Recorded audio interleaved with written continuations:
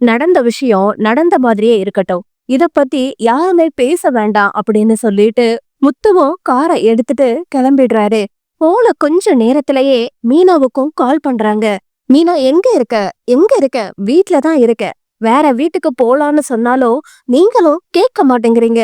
அதான் மேல வீடு எடுக்கலான்னு சொல்லிட்டேல்ல, அப்புறம் என்ன அப்படின்னு கேக்குறாங்க. சொல்லத்தானுங்க செஞ்சோம். ஆனா மேல வீடு கட்டுறதுக்கு பணமே இல்லையேங்க அப்படின்னு சொல்றாங்க. கூடிய சீக்கிரமே பணத்தை அரேஞ்ச் பண்ணி மேல கட்டிட்டு போயிடலாம் அப்படின்னு சொல்றாங்க. கவலைப்படாம இரு. கவலைப்படுறதுக்கெல்லாம் இல்லைங்க. உங்களை நினைச்சாதான் எனக்கு ரொம்ப கஷ்டமா இருக்கு. இதுக்காக தான் நான் உன்கிட்ட எதுவுமே சொல்றதில்ல அப்படின்னு சொல்றாங்க. இங்க பாருங்க, அதெல்லாம் ஒண்ணும் கிடையாது. சரி நீங்க வீட்டுக்கு வாங்க அப்படின்னு சொல்றாங்க. இல்ல மீனா, நான் உன்னை கூப்பிட்டதுக்கான காரணமே வேற அப்படின்னு சொல்லும்போது, என்னாச்சுங்க அப்படின்னு கேக்குறாங்க. இல்ல கிருஷ்ண கூப்பிட சொல்லி ஸ்கூல்ல இருந்து கால் வந்தது அப்படின்னு சொல்றாங்க. சரிங்க, நான் வேணா அம்மா வீட்டுக்கு போயிட்டு அப்படியே கிருஷ்ண கூட்டிட்டு வந்துடட்டுமா அப்படின்னு மீனா கேக்குறாங்க. இல்ல எனக்கு சவாரி எதுவும் இல்ல, நானே கிளம்பி போய் கூட்டிட்டு வந்துடுறேன். நீ ரெடியாகி கீழே வந்து இரு அப்படின்னு சொல்றாங்க. கிருஷ்ண கூட்டிக்கிட்டு மீனாவும் முத்துவும் கிளம்பி அங்க இருந்து போறாங்க. போனதுக்கு அப்புறமா பையன் கிட்ட அங்க இருக்கிறவரும் கேள்வி மேல கேள்விகளை கேக்குறாங்க. சார் சார் எதுக்கு சார் இவ்வளவு கஷ்டப்படுத்துறீங்க? அவனுக்கு தெரிஞ்ச எல்லா விஷயத்தையுமே சொல்லிட்டான் சார். அதுக்கப்புறமாவும் எதுக்கு சார் கேள்வி கேட்டுக்கிட்டு இருக்கீங்க? பாவம் சார், போலீஸ் எல்லாம் இருக்கிறத பார்த்துட்டு அவன் பயப்படுறான் சார் அப்படின்னு சொல்றாங்க. போலீஸுக்கு பயப்படுற ஆளா இது? அப்படிலாம் ஒண்ணும் கிடையாது. நீங்க சொல்றதுக்கு முன்னாடியே இவன் என்ன ஏதுன்னு எல்லாத்தையுமே விசாரிச்சுட்டேன். ஆமா, நீங்க அவனுக்கு அக்காவே கிடையாதாமே அப்படின்னு சொல்றாங்க. மீனாவும் ஆமாங்க சார் அப்படின்னு சொல்றாங்க. எதுக்குமா ஊர் பேர் தெரியாத பையனுக்காக நீங்க போய் பேசுனீங்க? அவனோட பாட்டியும் எங்க போயிருக்காங்கன்னு வேற தெரியாது.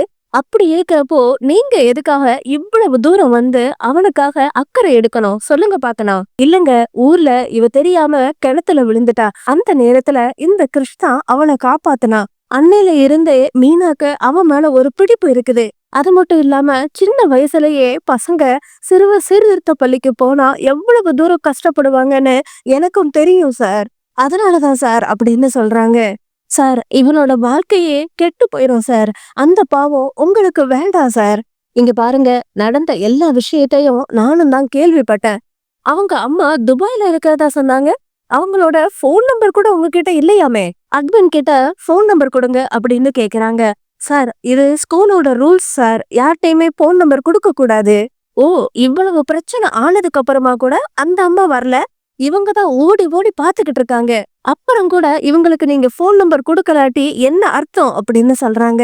இல்ல சார் நான் கொடுக்கறேன் அப்படின்னு சொல்லிட்டு பிரின்சிபல் கிட்ட கேட்டுட்டு போன் நம்பரையும் கொடுக்கறாங்க. போன் நம்பரை எடுத்துட்டு மீனாவும் ஸ்டோர் பண்ண போறாங்க. அப்பதான் அதுல ரோஹிணின்னு பேர் வருது. என்னங்க ரோஹிணின்னு வருது? என்ன பார்லர் அம்மான்னு வருதா? கிருஷ் இங்க வா, இந்த ரோஹிணி ஆண்டி தான் உன்னோட அம்மாவாடா அப்படின்னு கேக்குறாங்க. ஆமான்னு சொல்றாங்க. ஆமாங்க, இவங்க தாங்க கல்யாணி அப்படின்னு சொல்றாங்க. அப்போ மகேஸ்வரியோட ஃப்ரெண்டு வந்திருக்காங்க. எங்க என்னங்க இது? இவங்க உன்னோட அம்மாவா அப்படின்னு கேக்குறாங்க. ஆமாங்க அப்படின்னு சொல்றாங்க. என்னங்க இங்க நடந்துகிட்டு இருக்குது? ரோகிணிய தெரியவே தெரியாதுன்னு பேசிக்கிட்டு இருக்கீங்க. இவங்கதான் இவங்களோட அம்மாவா? இவங்களுக்கு ஏற்கனவே கல்யாணம் ஆயிருச்சா? எதுவுமே பேசாம இருக்காங்க. பக்கத்துலயும் போலீஸ் நின்னுகிட்டே இருக்காங்க. உங்க மேலையும் சேர்த்து கேஸ் கொடுக்க வேண்டியதா இருக்கும். அந்த பார்லர் அம்மா பண்ண வேலைக்கு நீங்களும் மாட்டிக்குவீங்க. அப்புறம் உங்க ஃபேமிலிக்கு நீங்க பதில் சொல்ல முடியாம போயிரும், பாத்துக்கோங்க. இத பாத்துட்டு ஆமாங்க ஆமாங்க, அவனுக்கு ஏற்கனவே கல்யாணம் ஆயிருச்சு. அதுக்கு மேல எனக்கு எதுவுமே தெரியாது. அவ சின்ன ஒரு ஹெல்ப் கேட்டா கார்டியனா போட்டுக்கிறேன்னு சொன்னா. மத்தபடி எனக்கு எதுவுமே தெரியாது அப்படின்னு சொல்லிக்கிட்டு இருக்காங்க. இத பாத்துட்டு அந்த பையனோட அப்பா சொல்றாரு, எனக்கு ஏற்கனவே எல்லா விஷயமுமே தெரியும். நேத்தே எல்லாத்தையுமே விசாரிச்சுட்டேன். நீங்க எதுக்காக இவன் மேல அக்கறையா இவ்வளவு தூரம் எல்லாத்தையும் பண்றீங்கன்னு நீங்களே கண்டுபிடிக்கட்டும். போலீஸ் மூலியமா எல்லாத்தையுமே நானும் தெரிஞ்சுக்கிட்டேன். நீங்க நேர்மையா தான் இருக்கீங்க. இந்த பையனோட அம்மா தான் சுத்தமா நேர்மையே இல்லாம இருக்காங்க. இந்த பையனோட அம்மா கிட்ட இவனை கண்டிப்பா கொடுத்துறாதீங்க. இந்த பையனோட அம்மா மேல கேஸ போட்டுட்டு இந்த பையனோட வாழ்க்கைய நல்லபடியா அமைச்சு கொடுங்க. எனக்கு அந்த நம்பிக்கை இருக்குது. நீங்க நல்லபடியா பாத்துக்குவீங்கன்னு. சரிங்க சார், ரொம்ப தேங்க்ஸ் சார் அப்படின்னு சொல்லிட்டு முத்துவும் வீணாவும் கிருஷ்ண கூட்டிக்கிட்டு ரொம்ப வேகமா வீட்டுக்கு போறாங்க. போனதுக்கு அப்புறமா என்ன பார்லர் அம்மா, உங்க பையன் வெளியில வந்துட்டான்ல அப்படின்னு சொல்றாங்க. என்னது பையனா? இவனுக்கு இப்பதான்டா கல்யாணம் ஆச்சு, என்ன பையன்னு பேசிக்கிட்டு இருக்க? இந்த மாதிரி விஜிஷா சொல்லிக்கிட்டு இருக்கத கேட்டுட்டு, அம்மா இது உங்களுக்கு தெரியாத கதை. நமக்கு தெரியாத கதை தான் இந்த அம்மாவை பத்தி நிறைய இருக்குது. இந்த அம்மாவுக்கு பையன்லாம் இருக்குது. அவனும் ஸ்கூல் படிச்சுக்கிட்டு இருக்கான். அவனோட பேர் என்னது? கிருஷ்ணா. பிடிக்காதுன்னு சொன்னீங்கல்ல, இனிமே அவன்தான் உங்க பேரன். உங்களுக்கு பிடிச்சாலும் சரி பிடிக்காட்டாலும் சரி, அவன்தான் உங்களுக்கு இனிமே பேரன். இதுக்கு மேல ஏதாவது பேசுன போடுறா அப்படின்னு சொல்றாங்க. அப்போ அண்ணாமலை வர்றாரு. என்னடா சொல்ற அப்படின்னு. ஆமாப்பா, இந்த விஷயம் எனக்கு அங்க போனதுக்கு அப்புறமா தான் தெரிஞ்சது. கெட்டதுலயோ ஒரு நல்லது மாதிரி. அந்த பையனோட அப்பா ரொம்ப கோபக்காரர் தான், நான் இல்லைன்னு சொல்லல. ஆனா கிருஷ்ண பத்தி எல்லாத்தையுமே விசாரிச்சு சொல்லிட்டாருப்பா.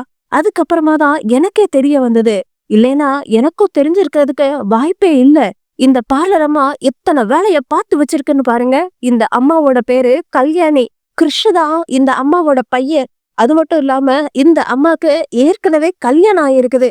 அதனாலதான்ப்பா கிருஷ்ணோட பாட்டி நம்ம கிட்ட நெருங்க கூடாதுன்னு எல்லா வேலைகளையுமே பார்த்திருக்குது. இதுல வேற துபாயில இருக்கேன்னு சொல்லிட்டு புருடால் வேறப்பா.